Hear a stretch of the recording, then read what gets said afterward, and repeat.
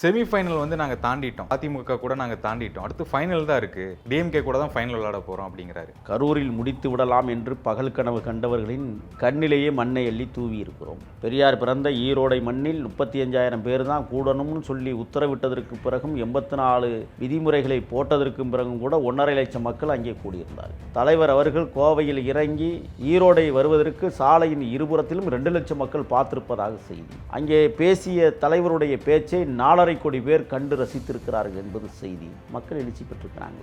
அதுதான் ஃபைனல் நினைக்கிறோம். தாவேக்கானுடைய அந்த வெற்றி சதவீதம் பற்றி சொல்றீங்களா? நிச்சயமாக 34% கடந்து போயிருக்கிறதாக நான் சொல்லல. வேல்ட் ஆஃப் இதுதான் நான் ஆரம்பத்திலிருந்தே கேட்கிறேன். எப்படி அந்த சர்வேக்கள் இது ஒரு கற்பனையா வந்து சாதாரண வலைவழித்தளத்தில் நீங்க போய் பார்த்து பாருங்க. ஒரு மைக்கை பிடிச்சிட்டு பொதுவாக இருக்கிற வலைவழித்தளங்களை நீங்க யாருக்கு ஓட்ட போடுறீங்க பக்கத்தில் நம்பர் போட்டு 4 தலைவர்கள் படத்தை போட்டு உருவாக்குறாங்க. அதில் அனைத்திலும் தலைவர் விஜய் அவர்கள் முன்னணியில் இருக்கிறார். நாடாளுமன்ற தேர்தலில் கோயம்புத்தூர் தொகுதியில் வந்து யார் ஜெயிப்பான்னு கேட்கும்போது அண்ணாமலை அவர்களுக்கு வந்து அவ்வளோ வெற்றி சதவீதம் வந்துச்சு. இந்த சர்வேக்கள் வந்து ஃபுல்லாக அவருக்கு தான் சப்போர்ட்டாக வந்துச்சு. யங்ஸ்டர்ஸ் பொதுமக்கள் எல்லாமே அங்கே தான் போச்சு. ஆனால் அந்த வெற்றி எங்கே போச்சு? விசிகானுடைய திருமாவளவன் சீமான் அவர்களும் விஜய் அவர்களும் RSSின் வளர்ப்பு பிள்ளைகள். திமுக அழிக்கிறதுக்காக தான் நீங்கள் கட்சி தொடங்கியிருக்கீங்க. முடிஞ்சா அழிச்சுக்கோங்க. உங்களது சிதம்பரம் தொகுதியில் கூட 86 கிராமங்களில் சாதிய வெறியாட்டம் இன்றும் நடக்கிறது. அண்ணன் அதையெல்லாம் போய் பேசணும் பார்க்கணும்னு நாங்கள் ஆசைப்படுறோம். முதல்ல இந்த நாட்டினுடைய முதல் RSS ஏடியுமே திமுக தான். SIR திட்டத்தில் அவன் இறங்கி வேலை செஞ்சோன்னா திமுகலாம் என்ன பண்ணுறதுன்னே தெரியாமல் இருக்கான். ஒரு ஓட்டு கூட சேர்க்க முடியல. இங்கே புதுசாக செத்தவனை உயிரிழப்ப முடியல திமுகவில். இப்போ ஏற்கனவே செத்தவன்லாம் பலமுறை ஓட்டு போட்டுட்டான். இப்போ இந்த SIR திட்டம் முடிவுக்கு வந்து இப்போ இன்னையோட 12 நாள் ஆச்சு. 12 நாளைக்குள்ள பல பேர் பிறந்து 18 வயசு பூர்த்தி ஆயிடுச்சு. அதிலே 30,000 ஓட்டு இப்போ தமிழ்நாட்டில் சேரும். உங்களுக்கு கூட்ட வேணும்னாலும் எங்கள் கட்சி தொண்டர்களை காசு கொடுத்து நீங்கள் கூப்பிட்றீங்க. அவன் என்ன நினைக்கிறான்? கொள்ளை அடிச்சு வச்சுக்கிட்டே கொடு காசுன்னு வாங்கிட்டு கூட்டத்தில் போய் ஏன் தலைவன் கொள்கையை பரப்பிட்டு வர்றான். எப்படி இருக்கு? இது எங்கேயும் உலகத்தில் நடக்கல. எங்கள் தொண்டர்களே எதிர்கட்சியில் போய் காசை வாங்கிக்கிட்டு நீங்கள் கொடுத்த 1000 ரூபாய் பணத்தை எடுத்துக்கிட்டு எங்கள் பெண்கள் நீங்கள் கொடுத்த இலவச பேருந்து டிக்கெட்டை எடுத்துக்கிட்டு எங்கள் மாநாட்டுக்கு வர்றாங்கன்னா அதுதான் வெற்றி. கிராமங்களில் என்ன நடக்கிறது என்பதை அங்கே இருக்கிற எங்கள் கட்சி தொண்டன் ஒவ்வொரு நாளும் செய்தி அனுப்பணும். என்ன போயிட்டு இருக்குன்னு அனுப்பணும். விஜய் கவனிக்கிறாரா? அவருக்கு வேலை என்னங்கிறீங்க? இப்போ ஒரு சில மாவட்ட செயலாளர்கள் வேலை செய்யலை. அதைத்தான் சூசகமாக சொல்லியிருக்க. வேலை செய்யலைன்னா தூக்கிடுவோம்ட்டாரு. ஜனவரியில் என்ன திட்டம்? தாவேகனுடைய திட்டம் தை பிறந்தால் வழிபிறகு. மாபெரும் மக்கள் பண்பாளர் மரியாதைக்குரிய தலைவர் MGR அவர்களோடு பணியாற்றியவர்கள் தலைவர் முன்னிலையில் மிக விரைவில் இணைய இருக்கிறார்கள். அது பிரமாண்டமான ஒரு விழா இருக்கிறது. POV நேரில் அனைவருக்கும் வணக்கம். இன்று நம்மோட நேர்காணல் இணைந்திருப்பவர் தாவேக்காவை சேர்ந்த முகில் அவர்கள். வணக்கம் சார். வணக்கம். வாழ்த்துக்கள். நன்றி. எல்லா இடத்துலையும் சொல்லிட்டீங்க. இருந்தாலும் ஒரு டவுட் என்னன்னா, ஏன் தாவேக்கா இந்த கட்சி 2026 என்ன செய்ய போகுது? நீங்க உள்ள நுழைஞ்ச நோக்கம் என்ன? ஏன் தாவேக்கா? ஓ வீரனே, எங்கள் மண்ணில் உன் பெயர் எழுதி வைக்கப்படும். நீ மடியவில்லையடா, உன் கதை முடியவில்லையடா. ஈழ தாயகத்தில் தாய்மண்ணை காட்பதற்காக தன்னையே தனலாக்கி கொண்டு ஆயிரக்கணக்கானோர் மடிந்த எம் போராளிகளின் உறங்குகிற புதைகுழியில் சத்தமில்லாமல் அவன் காலடி ஓரத்தில் காந்தல் மலரை சூடி வணங்குவது தமிழர்களுடைய வழக்கம். கண்ணீரை சிந்துவார்கள். உறங்குகிறவனின் உறக்கம் களையாமல் கனவுகளை நிறைவேற்றுவோம் என்று கையெடுத்து வணங்குவார்கள். அங்கே சிவப்பும் மஞ்சளும் கொடிந்தான். கொடிக்குள் பாய்ச்சலில் புலி இருக்கும். இங்கே தமிழ்நாட்டில் அதே சிவப்பும் மஞ்சளும் கொடியும் தான். இங்கே வாகை மலர் இருக்கும். இங்கே யானை 2 வெற்றி மலரை தூக்கி கொண்டாடும். ஒன்றுதானே. ஆகையால் தாவேக்காவில் திராவிடமும் தமிழ் தேசியமும் எனது 2 கண்கள் தான் என்று உலகத்திற்கு பறைசாற்றிய உன்னத தலைவனாக எனக்கு விஜய் தெரிந்தார். என் முப்பாட்டன் வள்ளுவனின் வரிகளை தனதாக்கி கொண்டு பிறப்புக்கும் எல்லா உயிருக்கும் என்கிற தத்துவ கோட்பாட்டை தமிழர்களுக்கு வழங்கிய மாபெரும் தலைவர் விஜய். ஆகையால் தமிழக வெற்றி கழகத்தை ஏற்றுக்கொண்டேன். உங்களுடைய நோக்கம் என்ன? உள்ளே போனதுக்கான நோக்கம் என்ன? போராடுவதற்கு வழி கிடைத்திருக்கிறது, இடம் இருக்கிறது, சேர்ந்திருக்கிறேன். முதல் கள வீரனாக நெஞ்சை நிமிர்த்தி கொண்டு எதிரிகள் விடுகிற அம்புகள் தன் மார்பில் பாய்ந்தாலும் பரவாயில்லை. தமிழர்களுக்காக கட்டியமைக்கிற மாபெரும் மக்கள் இயக்கமாக இன்றைக்கு தமிழக வெற்றி கழகம் தலைவர் விஜயால் உருவாக்கப்பட்டிருக்கிறது என்றால், இன்று நேற்றல்ல 33 ஆண்டுகளுக்கு முன்பே பால்பன் திட்டம் பச்சிலம் குழந்தைகளுக்கு கொடுத்து பசியார வைத்த பன்முகத் தலைவன் விஜய் என்கிற காரணத்தால் அவரை பின்தொடர கிளம்பி இருக்கிறேன். இப்போ சமீபத்தில் நேர்காணல் நேர்காணல் ஒன்று பார்த்தேன். ஆதவர்ஜுன் அவர்கள் சொல்றாரு, செமிஃபைனல் வந்து நாங்க தாண்டிட்டோம், செமிஃபைனல் வந்து அதிமுக கூட நாங்க தாண்டிட்டோம், அடுத்து ஃபைனல் தான் இருக்கு, டிஎம்கே கூட தான் ஃபைனல் விளையாட போறோம் அப்படிங்கிறாரு. செங்கோட்டையன் அவர்கள் இணையும் போது அந்த விழாவில் பேசினவர் வந்து 19% ஆல்ரெடி வந்துட்டோம் நாங்க அப்படின்னு சொன்னாரு. இப்ப செமிஃபைனல் தாண்டிட்டோம் அப்படிங்கிறாரு, ஃபைனல் போறோம் அப்படிங்க. இதெல்லாம் எந்த அடிப்படையில் வந்து சொல்ல வராரு, எந்த அடிப்படையில் இந்த சர்வே எல்லாம் நடக்குது அப்படின்னு தான் கேட்கிறேன். இது வந்து கற்பனையா டிவிக்கே வந்து பேசிட்டு இருக்காங்க அப்படிங்கிற ஒரு விஷயம் தான் வருது. காணும் இடமெல்லாம் மக்கள் வெள்ளம். கரூரில் முடித்து விடலாம் என்று பகல் கனவு கண்டவர்களின் கண்ணிலேயே மண்ணை எள்ளி தூவி இருக்கிறோம்.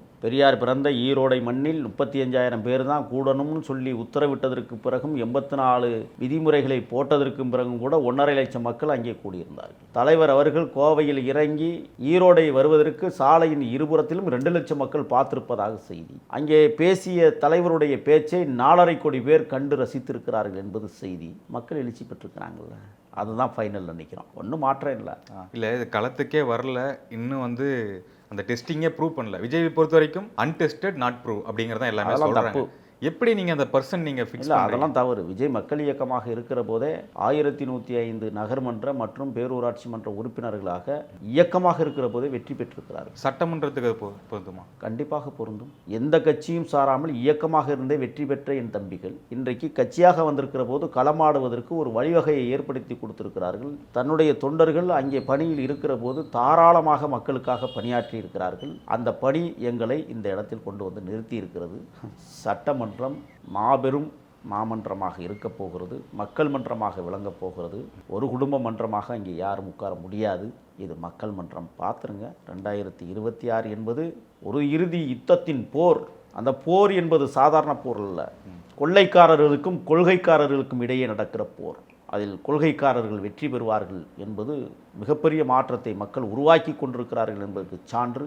இன்றைக்கு நீங்கள் வலைவழித்தளங்களிலும் சரி, தொலைக்காட்சிகளிலும் சரி, தினந்தோறும் பேசும் பொருளாக இருப்பது. இப்போ தாவேக்கானுடைய அந்த அடிப்படை நிர்வாகிகள் எல்லாத்துக்குமே வந்து தாவேக்கானுடைய கொள்கைகள் வந்து எல்லாத்துக்குமே தெரியுமா? அதற்காகத்தான் என் போன்றவர்கள் எல்லாம் தலைவர் எடுத்திருக்கிறார்கள். ஏன்னா அவங்க எல்லாருமே அந்த நடிகர் விஜய் அப்படிங்கிற ஒரு நபருக்காக அதெல்லாம் 33 வருஷம் எப்படி எல்லாத்துக்கும் கொள்கையை பற்றி தெரியும்? இப்போ 33 வருஷத்துக்கு முன்னாடியே தலைவருடைய உள்வாங்கலை உள்வாங்கியிருக்கிறார்கள். என்ன தலைவர் யோசிக்கிறாரோ அதை செய்திருக்கிறார்கள். ஒன்று தெரியுமா, இரவு பாடசாலைகளை 33 ஆண்டுகளாக 17 வயது 10 வயது நடிக்க வந்து 17 வயதிலிருந்தே தன் சேவையை தொடங்கிவிட்டார். இன்றைக்கு இரவு பாடசாலைகள் நடந்து கொண்டிருக்கிறது தமிழ்நாடு முழுவதும். தலைவர் அவர்கள் திட்டத்தில் பால்பன் திட்டம் இன்றைக்கும் தொடர்கிறது. மாநிலத்தில் முதல் மதிப்பெண் எடுக்கிற பள்ளி குழந்தைகளுக்கு வைடூரியத்தை பரிசாக வழங்கி அணிவித்து மகிழ்கிறார். மோதிரங்களை அணிவிக்கிறார். கிராமங்கள் தோறும் இது நடக்கிறது. ஒன்றிய தலைநகரங்களில் இது உருவாக்கப்படுகிறது. ஆக ஒரு நீண்ட நெடிய அரசியல் பயணத்தோடு தான் வந்து இன்றைக்கு களமாடுவதற்கு தலைவனாக உருவெடுத்திருக்கிறார். ஆக எங்களுக்கு களம் பெருசே கிடையாது, சாதாரண களம். அடிச்சு தூள் கலப்ப போறோம். இல்லை, இந்த தேர்தல் அரசியல் எடுத்துக்கிட்டோம்னா ஆளும் கட்சி பிரதான எதிர்க்கட்சி அதிமுக இருக்காங்க. அவங்கள நீங்க எப்படி அவாய்ட் பண்ணிட்டே தொடர்ந்து அந்த விமர்சனம் தான் வந்துட்டு இருக்கு. என்னன்னா அதிமுக ஒரு பொருட்டே இல்லை அப்படிங்கிற மாதிரி தான் பேசிட்டு வராங்க. ஏன் அப்படி? அவர்கள் சேர்ந்த கூட்டப்படி. ஆகையால் மக்கள் மிகப்பெரிய கோபத்தில் இருக்கிறார்கள். புரட்சித் தலைவரையும் புரட்சித் தலைவியும் அடகு வைத்த கூட்டமாக இருக்கிறார்கள். ஆகையால் மக்கள் வெறுக்க தொடங்கியிருக்கிறார்கள். காலம் இப்போ கூட்டணி மாறும், அதுலேயும் போட்டி வேற மாதிரி மாறும். இல்லை, மக்கள் வெறுப்பு நான் கேட்கல. என்னன்னா தாவேக்காவினர் வந்து அதிமுக வந்து ஒரு பொருட்டாவே கருதுறது இல்லை. அது ஏன்னு கேட்குறேன். ஏன்னா அவங்கள்ட்ட இருக்காங்க 58 எம்எல்ஏக்கள் பக்கம் இருக்காங்க. அவங்களுடைய வெற்றி சதவீதம் வந்து 2% தான் கொஞ்சம் குறைவில் வந்து தோத்துருக்காங்க அப்படின்னு எடுத்துக்கணும். நாடாளுமன்றத்தில் பெரும் 18.2%. 33 வாங்கி அதிமுக கரைந்து கொண்டே இருக்கிறது. அது காற்றில் கரைகிறது என்றால் அந்த கட்சியினுடைய நடவடிக்கைகளும் அந்த கட்சியினுடைய பொதுச் செயலாளரும் இன்னும் அவர் மேன்மைப்படவில்லை என்பதை உறுதிப்படுத்துகிறது. அதோடு மட்டுமல்ல, அவர் வைத்திருக்கிற கூட்டணிகள் மிக மோசமான கூட்டணியை உருவாக்கி வைத்திருக்கிறார்கள். எந்த அம்மையார் மோடியை விரட்டுவேன் என்று லேடி சொன்னாரோ அதே கட்சியுடன் கூட்டணி சேர்ந்து இவர்கள் களமாட துடிக்கிறார்கள். மக்கள் வெறுத்து போயிருக்கிறார்கள். ஆகையால் இன்றைக்கு புரட்சித் தலைவரின் வழியில் புரட்சி தளபதி களமிறங்கியிருக்கிறார். அனைத்திந்திய அண்ணா திராவிட முன்னேற்ற கழக தொண்டர்கள் வரிசையாக வரிந்து கட்டிக்கொண்டு தமிழக வெற்றி கழகத்தில் இணைத்துக் கொள்ளுகிறார்கள். அந்த நிகழ்ச்சி மாவட்டம் தோறும் நடந்து கொண்டிருப்பதை உங்கள் கண்களால் பார்த்து கொண்டிருக்கிறீர்கள். ஆகையால் நாங்கள் அமைக்கப் போவதும் புரட்சித் தலைவர் கண்ட கனவைத்தான் நிறைவேற்றுவதற்கு நாங்கள் உத்வேகமாக புறப்பட்டிருக்கிறோம். ஆகையால் அதிமுகவினுடைய வாக்குகளை பெறுகிற இடத்தில் தமிழக வெற்றி கழகம் இருப்பதால் அதை பற்றி எங்களுக்கு பொருட்டே இல்லை. இப்போ 4 முனை போட்டி அப்படிங்கிறது தான் இப்போ நிலையில் இருக்கு. களத்தில் இல்லாதவங்களை பற்றியெல்லாம் எங்கள் தலைவரே சொல்லிட்டாரு, பேச வேண்டாம். யாரு களத்தில் இல்லைங்க? அதிமுக சொல்றீங்களா? அதிமுகவும் சரி, அதற்கு கீழே இருக்கிறவங்களும் சரி. எப்படி சார் கம்பேர் பண்றீங்க? 60+ எம்எல்ஏ வச்சிருக்கவங்கள புதுசா ஒரு கட்சி வந்து எப்படி களத்திலே இல்லை நீங்க எப்படி மென்ஷன் பண்றீங்க? அந்த கட்சியே படுதோல்வி அடைந்த வரலாறுகள் உண்டு. ஆண்டு கொண்டிருக்கிற கட்சி கூட படுதோல்வி அடைந்த வரலாறு உண்டு. ஒரு சட்டமன்ற உறுப்பினருக்கு போராடிய விதமெல்லாம் வரலாறாக இருக்கிறது. பெரிய சாத்தியம் இல்லை. இன்னைக்கு தாவேக்கானுடைய அந்த வெற்றி சதவீதம் பத்தி சொல்றீங்களா? நிச்சயமாக டைம் ஜெயிச்சிருக்காங்க. நிச்சயமாக 34% கடந்து போயிருக்கிறதாக நான் சொல்லல. வேல்ட் ஆஃப் இதுதான் நான் ஆரம்பத்துல இருந்தே கேட்கிறேன். எப்படி அந்த சர்வேக்கள் இது ஒரு கற்பனையா வந்து சாதாரண வலைவழித்தளத்துல நீங்க போய் பார்த்து பாருங்க. ஒரு மைக்கை பிடிச்சிட்டு பொதுவா இருக்கிற வலைவழித்தளங்களை நீங்க யாருக்கு ஓட்ட போடுங்க பக்கத்துல நம்பர் போட்டு 4 தலைவர்கள் படத்தை போட்டு உருவாக்குறாங்க. அதில் அனைத்திலும் தலைவர் விஜய் அவர்கள் முன்னணியில் இருக்கிறார். சாதாரண சர்வேயிலேயே அவர் முன்னணியில் இருக்கும்போது இல்ல நீங்களும் பார்த்துருப்பீங்க, நாடாளுமன்ற தேர்தலில் கோயம்புத்தூர் தொகுதியில் வந்து யார் ஜெயிப்பான்னு கேட்கும்போது அண்ணாமலை அவர்களுக்கு வந்து அவ்வளோ வெற்றி சதவீதம் வந்துச்சு. இந்த சர்வேக்கள் வந்து ஃபுல்லாக அவருக்கு தான் சப்போர்ட்டாக வந்துச்சு. யங்ஸ்டர்ஸ் பொதுமக்கள் எல்லாமே அங்கே தான் போச்சு. ஆனால் அந்த வெற்றி எங்கே போச்சு? கடைசியில் காசில் மாற்றப்பட்டுச்சு. அதான் நடந்தது அங்கே. புரியுதுங்களா? இரவோட இரவாக காசு பரிமாற்றங்கள் நடந்தது. இப்போ தூங்கி கொண்டிருக்கிற தேர்தல் கமிஷனை எழுப்புவதற்காக தினந்தோறும் நான் தேர்தல் கமிஷன் அலுவலகம் போகிறேன். ஐயா விடிய போது எந்திரிங்க. ஏன்னா பணங்கள் அனைத்தும் இப்பொழுதே கோபுரங்களில் பதுக்கப்படுவதாக செய்தி தெரியுமா? அது உங்களுக்கு எல்லா இடத்துலையும் பார்த்தீங்கன்னா கண்டுபிடிச்சு போடுறாங்க. கோவில் கோபுரத்தில் வந்து தானிய குருதுன்னு ஒன்று இருக்கும். தெரியுமா தெரியாதா? நீங்கள் அஜித்குமார் படுகொலையே அதன் மூலமாக நடந்தது என்று இப்போது தான் நம்மளுக்கு செய்தியெல்லாம் வந்துகிட்டு இருக்கு. அவன் பணத்தை அடுக்கிற போது அவன் பார்த்துட்டான், அதனால தான் அவனை கொலை பண்ணது. அவன் சேர்ந்திருந்ததுக்காக அதெல்லாம் கிடையாது. தமிழ்நாடு முழுக்க இருக்கிற கோபுரங்களில் தானிய குருதுகள் என்று ஒன்று இருக்கும். அது எதுக்கு தெரியுமா? உள்ள தானியங்களை போட்டு மூட்டையாக அடைஞ்சு வைப்பாங்க. அது எதுக்குன்னா பஞ்சகாலம் வருகிற போது கோவில் கோபுரங்கள்லேருந்து எடுத்து கொடுக்கப்படுகிற உணவுக்காக 12 ஆண்டுகளுக்கு ஒரு முறை அந்த தானியங்களை வெளியில் எடுக்கணும். அதுதான் 12 வருஷத்துக்கு ஒரு முறை கும்பாபிஷேகம். இப்போ தானியம்லாம் அங்கே இல்லை, பணங்கள் தான் இருக்குது. இதை பாதுகாப்பாக வைத்திருக்கிறார்கள். தேர்தல் கமிஷன் உரிய நடவடிக்கை எடுக்கும் என்று நாங்கள் நம்புகிறோம். இல்லை இப்போ நீங்கள் சொன்ன விஷயமே ப்ராக்டிக்கலாக நடக்கும்போது இதுவே தாவேக்காக்கு ஒரு பாதிப்பு ஏற்படுத்தும்ல. அங்கே அதனால் நாங்கள் இப்போ சொல்லிட்டோம்ல, கோபுரத்தில் பணம் இருக்குது எடுங்கிறாங்க. எங்கள் தொண்டர்கள் விடவே மாட்டாங்க. கிராமங்கள் தோறும் ஆழமாக பரவி இருக்கிறார்கள். கருவேலங்காட்டுக்குள் இருக்கிற கருப்பு மனிதன் கூட இன்றைக்கு களமாடுவதற்கு துடித்து கொண்டிருக்கிறான் என்றால் அங்கே அவன் முடிவு பண்ணிட்டான். எஸ்ஐஆர் திட்டத்தில் அவன் இறங்கி வேலை செஞ்சோன்னா திமுகலாம் என்ன பண்ணுறதுன்னே தெரியாமல் இருக்கான். ஒரு ஓட்டு கூட சேர்க்க முடியல. இங்கே புதுசாக செத்தவனை உயிரிழப்ப முடியல திமுகவில். இப்போ ஏற்கனவே செத்தவன்லாம் பலமுறை ஓட்டு போட்டுட்டான். அந்த திட்டம் இன்றைக்கு சரியான. இப்போ எங்கள் தலைவர் நேற்றைய தினம் அறிக்கை கொடுத்துருக்குறாங்க. விடுபட்டவர்களை முறையாக சேருங்கள். நேற்று 18 வயசு ஒரு நாள் ஆயிருக்கு, இன்னைக்கு சேர்த்துருங்கன்ட்டார். இப்போ அந்த எஸ்ஐஆர் திட்டம் முடிவுக்கு வந்து இப்போ இன்னையோட 12 நாள் ஆச்சு. 12 நாளைக்குள்ள பல பேர் பிறந்து 18 வயசு பூர்த்தி ஆயிடுச்சு. அதிலே 30,000 ஓட்டு இப்போ தமிழ்நாட்டில் சேரும். ஆக இது எல்லாம் கணக்கில் எடுத்துக்கொண்டு எங்களது களப்பணியாளர்கள், தொண்டர்கள், சாதாரண தொண்டர்கள் 33 ஆண்டுகளாக தலைவனை ஏன் சொல்கிறேன், எங்கள் தலைவனை தலைவனாக்க வேண்டும் என்பதிலே 33 ஆண்டுகள் போராடி அவன் இன்றைக்கு ஒரு தலைவன் முகத்தை காணுகிற போது அவன் அடைகிற ஆனந்தத்திற்கு அளவே இல்லாமல் தான் லட்சக்கணக்கிலே கொடுக்கிறார்கள் தம்பிகள். ஆக வரும் இந்த தேர்தல் என்பது ஏற்கனவே சொன்னது போல அக்கிரமக்காரர்களுக்கும் அநியாயக்காரர்களுக்கும் இடையே தூய்மையானவர்கள் நடத்துகிற இறுதி போர் என்பதை எங்கள் தலைவர் அறிவித்திருக்கிறார். களத்தில் களமாட தொடங்கி இருக்கிறோம். நேரம் போதாது, நேரம் இல்லை எங்களுக்கு. ஓகே, அவர் சொன்னது என்னன்னா திமுக ஒரு தீய சக்தி அப்படின்னு சொல்லியிருந்தார். சீமான் அவர்களுடைய பதிலடி நம்ம பார்த்தோம். என்ன சொன்னாரு? தீய சக்தின்னு சொல்றீங்க, 21ல் ஓட்டு போடும்போது தெரியலையா அப்படின்னு கேட்டார். ஏன்னா அந்த ஓட்டு போட போகும்போது அந்த கருப்பு சிவப்பு அந்த சைக்கிளில் போனார். ஆதர்ஜனா கூட சொன்னார், இது வந்து எங்கள் தலைவர் கொடுத்த குறியீடு, எங்கள் தலைவனால தான் நீங்கள் ஜெயிச்சிங்க அப்படின்னு சொன்னார். களத்திலேயே இல்லைன்னு சொல்றீங்க. 2024 விக்கிரவாண்டி தேர்தலும் ஈரோடு இடைத்தேர்தலும் நாங்கள் நின்னோம், நீங்கள் எங்கே போனீங்க அப்படின்னு கேட்குறாங்க. அதான் களத்தில் இல்லாதவர்களை பற்றி பேசுவதில்லை என்பதை எங்கள் தலைவர் உத்தரவிட்டிருக்கிறார். ஆனால் இருந்தாலும் சொல்லுகிறேன், சாலிடான ஒரு பதில் கொடுத்திருக்காரு. நாங்கள் களத்தில் நின்றுருக்கோம்னு சொல்றாரு. 2020 ஏன் இப்போ திமுகவை நாங்கள் தீய சக்திங்கிறோம்? உங்களுக்கு ஏன் வலிக்குது? உங்களுக்கு ஏன் வலிக்குது? போய் சந்திச்சுட்டு வந்தோன்னா வலிக்குதா உங்களுக்கு? இல்லையே, அவர் அந்த களத்தில் இல்லாதவங்க அதுக்கு தானே பதில் கொடுக்குறாரு. நான் ஒரே ஒரு செய்தி சொல்கிறேன். தீய சக்தி என்பதை நாங்கள் எதை தீர்மானிக்கிறோம் என்றால், இன்று மாலை 6 மணி நிலவரப்படி 4.25 ஆண்டுகளில் இந்த திருட்டு மாடல் ஆட்சியில் 7,818 படுகொலைகள் நடந்திருக்கிறது. ஆகையால் நாங்கள் தீய சக்தி என்று சொல்லுகிறோம். கருப்பர் நகரத்தின் தங்க தலைவன் அண்ணன் ஆம்ஸ்ட்ராங் படுகொலையில் 3 முறை போய் உச்சநீதிமன்றத்தில் இடைக்கால தடையை வாங்கி வந்ததால் நாங்கள் தீய சக்தி என்று பேசுகிறோம். 33 ஆணவ படுகொலைகளை நடத்தி இருக்கிறது 4.25 ஆண்டுகளில். ஆகையால் தீய சக்தி என்று சொல்லுகிறோம். பெண்களுக்கு தமிழ்நாட்டில் அறவே பாதுகாப்பு இல்லை, அக்கிரம ஆட்சி நடக்கிறது என்பதற்காக நாங்கள் தீய சக்தி என்று சொல்லுகிறோம். 39 கற்பழித்து படுகொலை தமிழ்நாட்டில் 4.25 ஆண்டுகளில் நடைபெற்றிருக்கிறது. ஆகையால் நாங்கள் தீய சக்தி என்று சொல்லுகிறோம். 9 போக்சோ வழக்குகளை காவல்துறையே ஏற்றிருக்கிறது. சிறுமிகளை பாலியல் ரீதியாக சீண்டல் நடந்திருக்கிறது. ஆகையால் காவல்துறையை வழிநடத்துகிற முதலமைச்சரே தீய சக்தியாக இருக்கிறார் என்று சொல்லுகிறோம். அப்புறம் வேற என்ன சொல்றீங்க? இல்ல சொல்லணும்னா சொல்லுங்க. குறவை மீனும் கொக்கும் வாழுகிற பள்ளிக்கரையில் கட்டடம் கட்டுவதற்கு 2000 கோடியில் அது ஒரு திட்டத்தை கொண்டு 100 கோடியில் ஆட்டையை போட்டீங்க, அதனால தீய சக்தின்னு சொல்றோம். திருவண்ணாமலை மாவட்டத்தில் ஆத்துல கட்டிக்கிட்டு இருந்த முடிச்ச பாலம் திறப்பு விழா நடந்து 3 மாசத்திலேயே ஆத்துல அடிச்சுட்டு போனிச்சு 17 கோடி ரூபாய் கொள்ளையடிச்சதுக்காக நாங்கள் தீய சக்தின்னு சொல்றோம். 2021 ஆண்டு திருப்பத்தூர் மாவட்ட ஆட்சியர் அலுவலகம் 110 கோடி ரூபாயில் அடிக்கல் நாட்டப்பட்டு 2024 முதலமைச்சர் திறந்து அது இன்னைக்கு வெடித்து எந்த நிலையிலும் விழுகிற சூழல் இருக்கிறதுனால நாங்கள் தீய சக்தின்னு சொல்றோம். இதை தாண்டி முதலமைச்சரே திறந்து வைத்த ராமநாதபுரம் பேருந்து நிலையம் திறந்த 3வது நாளையில அங்க மழை பெய்ய தொடங்கின போது காங்கிரீட் கட்டடங்களுக்கு கீழேயே கொடைபிடித்து கடைக்காரர்கள் வணிகம் நடத்துகிற கொடுமை நடப்பதால் தீய சக்தின்னு சொல்றோம். நீங்க என்னத்தை பறிஞ்சீங்க? சாதிக்கு ஒரு சுடுகாடு வைத்திருக்கிறார்கள், சமூக நீதி பேசி தீய சக்தி தான். சேரியை சேரிகளாகவே வைத்திருக்கிறார்கள், ஆகையால் தீய சக்தி தான். அதிமுக ஆட்சியிலும் அப்படிதான் வந்தது. அவங்க இப்படியெல்லாம் கொள்கை பேசல, சமூக நீதியெல்லாம் அவங்க பேசல, இவங்க மாதிரி பேசல. நாங்கள் பெரியாரின் பேரன்கள்லாம் அவங்க பேசல. அவர்கள் ஒரு ஆட்சி நடத்தினார்கள், கொள்ளையடித்தார்கள், கும்பல் அடித்தார்கள், நடத்தினார்கள், அவ்வளவுதான். இவர்களை போல கொள்கை பேசி கொள்ளையடிக்கிற கூட்டம் அல்ல அவர்கள். இவர்கள் போல கொள்கை பேசி கொலை செய்கிற கூட்டமும் அல்ல. நடந்தது ஆக எங்கேயோ நடக்கும், அந்த ஆட்சியில் நடந்துச்சு, இல்லைன்னுலாம் நான் மறுக்கலை. இந்த ஆட்சியில் இன்னும் அதிகமாக நடக்கிறது என்பதற்காகத்தான் நாங்கள் தீய சக்தின்னு சொல்கிறோம். எங்களுக்கு தூய சக்தின்னு சொல்கிறதுக்கு 1000 உரிமைகள். இல்லை, அவர் இன்னொரு கருத்து என்ன இருக்கிறாருன்னா, இவங்க வந்து தமிழ்நாட்டு மக்களுக்கு நல்லது செய்யறதுக்காக வரல, திமுக அழிக்கிறதுக்காக மட்டும்தான் வராங்க அப்படிங்கிறது அவருடைய கருத்தா இருக்கு. அவரே அது மட்டும் தானே சொல்றீங்க, டிஎம்கே அது மட்டும் தானே வருது. அவரே அழிஞ்சு போயிட்டாரு, அவரே அழிஞ்சுக்கிட்டு இருக்கிறாரு. அவரு என்ன எத்தனை சதவீதம்? 8.2, அதில் 7.4 தாவேக்கா விட்டு தான் விழுந்துச்சு. அவர் முடிஞ்ச கதை. எங்கள் எப்படி கிளைம் பண்றீங்க? அதுதான் நான் கேட்கறேன். தொடர்ந்து எப்படி கிளைம் பண்றீங்க? இவனு வேண்டாம் அவனு வேண்டாம் நினைச்சு எங்கள் தொண்டர்கள் சரி இவனாவது இருக்கிறானே இவனுக்கு போட்டாங்க. இப்ப எங்க தலைவன தொண்டர்கள் இல்லையா? அது வந்து ஒரு மாற்றத்தை விரும்புற ஒரு மக்கள் தானே. உங்க தொண்டர்கள் எப்படி சொல்லுவீங்க? ஆமா, எங்க தொண்டர்கள் தான். அவங்க தான் இப்ப எங்களை வெற்றி பெற வைக்க போறது. எங்க கட்சி தொண்டர்களே அந்த கட்சிக்கு ஓட்டு போட்டுருக்காங்க. அந்த அது என்ன கட்சி, ஏதோ ஒரு கட்சி சொல்றாங்களே, நாம் தமிழர். அந்த தமிழர் கட்சிக்கு எங்க தம்பிகள் தான் ஓட்டு போட்டு அந்த சதவீதத்தை கொடுத்தார்கள். இப்ப சட்டமன்றத்தில் எங்க பார்க்க நீங்க திமுகவை நீங்க தான் ஜெயிக்கச்சுன்னு சொல்றீங்க, நாம் தமிழருக்கும் நீங்க தான் ஜெயிக்கச்சுன்னு சொல்றீங்க. தாவேக்கா என்ன நிலை ஆகும் 26 எல்லாம் எங்களுக்கு ஓட்டு போட போறாங்க.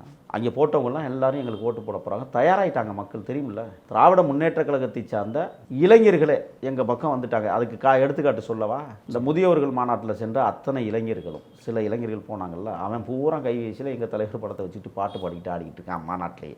இதுதான் எங்களுக்கான வெற்றி.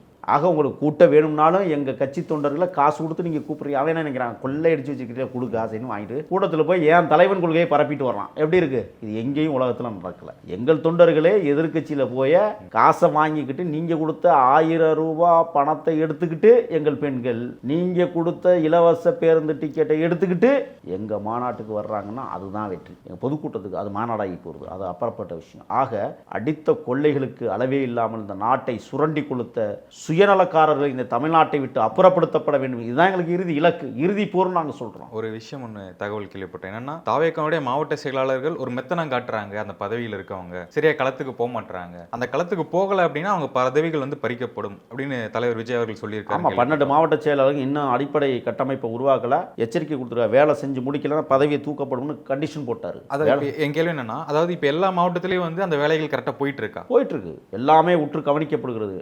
ஒன்று தெரியுமா உங்களுக்கு, கிராமங்களில் என்ன நடக்கிறது என்பதை அங்க இருக்கிற எங்கள் கட்சி தொண்டன் ஒவ்வொரு நாளும் செய்தி அனுப்பணும், என்ன போயிட்டு இருக்குன்னு அனுப்பணும். விஜய் கவனிக்கிறாரா? கண்டிப்பா பார்க்கிறாரு, தினந்தோறும் பார்க்கிறார். அவருக்கு வேலை என்னங்கிறீங்க? இப்ப உட்கார்ந்து எங்கெங்க என்னென்ன கட்டமைப்பு நடக்கல, யார் யார் வேலை செய்யல எல்லாத்தையும் கண்காணி ஒவ்வொரு நாள் நடந்துகிட்டு இருக்கு. உசுரை கொடுத்து வேலை செஞ்சுக்கிட்டு இருக்கான். ஆனால் ஒரு சில மாவட்ட செயலாளர்கள் வேலை செய்யல. அதைத்தான் சூசகமா சொல்லியிருக்க, வேலை செய்யலன்னா தூக்கிடுவோம்ட்டாரு. பாருங்க, நீங்க களத்தை பொறுத்திருந்து பாருங்க. இந்த ஒரு தேர்தலை நீ சந்திக்கல, அதுக்குள்ளே உட்கட்சி பிரச்சனைகள், எனக்கு பதவி தரல அப்படின்னு ஒரு சண்டை வருது. இன்னொரு பிரச்சனை என்னன்னா, நாங்க வந்து விஜய் சார் வந்து டைரக்டா மீட் பண்ண முடியல, போனாலே ஒரு 3 வால் மாதிரி 3 செவுறு மாதிரி இருக்கு, அவங்கள தாண்டி நாங்க எங்களால போக முடியல அப்படிங்கிற கருத்துக்கள் நிறைய வருது. தலைவர் அவ்வளவு சீக்கிரம் இப்ப நான் ஒரு தடவை சந்திச்சிருக்கேன், இப்ப போய் சந்திக்கணும்னா முடியாது. சில கட்டுப்பாடுகள் இருக்கு. ஒன்று, பாதுகாப்பு விஷயங்கள் இருக்கு. தலைவனை பாதுகாக்க வேண்டிய இடத்துல நாங்களும் இருக்கிறோம். அசம்பாவிதங்கள் எங்கேயும் வந்துடக்கூடாது. ஒரு மாபெரும் எழுச்சி தலைவர். இது வந்து பாதுகாப்பு விஷயம் இல்ல, ஒரு செய்தி சொல்லணும்னா கூட அவருக்கு ரீச் ஆக மாட்டேங்குது அப்படிங்கிறத விஷயம் இல்ல. அவருக்கு நான் ஒன்று சொல்றேன், பொதுச் செயலாளர் அப்புறம் எதுக்கு இருக்காங்க, மற்ற முன்னணி பொறுப்பாளர் எல்லாத்தையும் தலைவர்கிட்ட போய் சொல்லுவீங்களா நீங்க? அவருக்கு அப்படி பார்த்தா அவர் வேலையை செய்ய முடியாது, அப்படி பார்த்தா அவர் சிந்திக்கவே முடியாது, அப்படி பார்த்தா திட்டங்களை உருவாக்க முடியாது. அவரு பொதுவான திட்டங்களை உருவாக்கி கொள்ளுங்க, அவளை தொந்தரவு பண்ணக்கூடாது. இப்போ நீங்கள் கேட்டீங்க ஒரு கேள்வி, உள்கட்சி பூசல் அப்படின்லாம் சொல்லிக்கிட்டு இருந்தீங்க. 20/5/2003 மதுரை KK நகரில் முன்னாள் நெடுஞ்சாலைத்துறை மத்திய அமைச்சராக இருந்த தாக்கிரிட்டன் சொந்த கட்சிக்காரங்களையே வெட்டி படுகொலை செய்யப்பட்டார். தெரியுமில்ல அந்த நிகழ்வு? அந்த நிகழ்வில் அழகிரி, PM மன்னன், SR கோபி, I முபாரக் போன்றவர்கள்லாம் சொந்த கட்சிக்காரங்களை கைது செய்யப்பட்டார். அந்த வழக்கு சித்தூர் நீதிமன்றத்தில் நடந்துச்சு, தெரியுமா? இதுக்கு பேர் என்ன உள்கட்சி இல்லையா? இப்போ எங்கள் கட்சியில் உள்கட்சி பிரச்சனை இருக்குன்னு நீங்கள் சொல்கிறீங்க.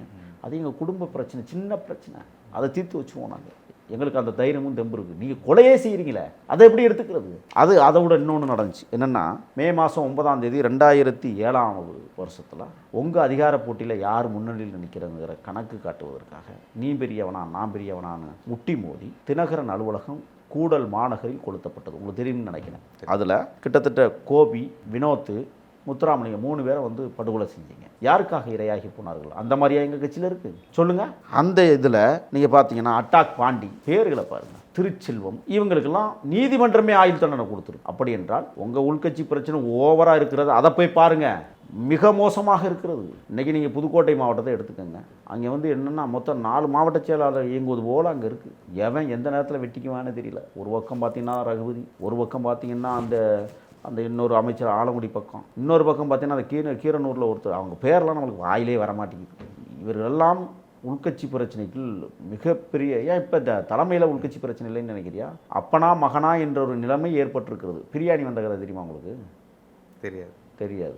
அக்பர் அரசாண்டு கொண்டிருக்கிறார். ஆட்சி அதிகாரத்தை கைப்பற்ற வேண்டும் அவுரங்கசீப்பிற்கு. பல முறை சொல்லியும் பார்த்தார், கேட்ட பாடில்லை. அதிகாரத்தை பறிக்க முயன்றால் எதுவும் நடக்கவில்லை. சாவடிக்கணும், சீக்கிரமாகவும் செத்துறக்கூடாது. அதுக்கு கண்டுபிடிக்கப்பட்ட உணவு தான் பிரியாணி. 3 வேளை முட்டை சாப்பிட்டாலும் செத்து போவோம், ஒரு வேளை கொஞ்சமாக சாப்பிட்டு உசுரோடு வாழ்ந்து மற்ற நேரம் சாப்பிடாம இருந்தாலும் செத்து போவோம். அப்படி படுகொலை செய்யப்பட்டதான் அக்பரை.